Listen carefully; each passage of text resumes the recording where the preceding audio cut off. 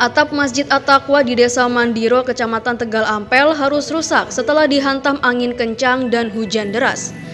Bahkan berdasarkan keterangan warga, atap yang terbuat dari seng tersebut melayang sejauh 1 km. Berdasarkan pantauan jauh pos radar Ijen, atap seng tersebut berserakan di mana-mana. Sejumlah pengurus takmir masjid pun terlihat membersihkan seng yang berserakan. Saat peristiwa itu terjadi, diketahui tidak ada kegiatan di masjid, sehingga tidak bisa dipastikan bagaimana peristiwa itu terjadi.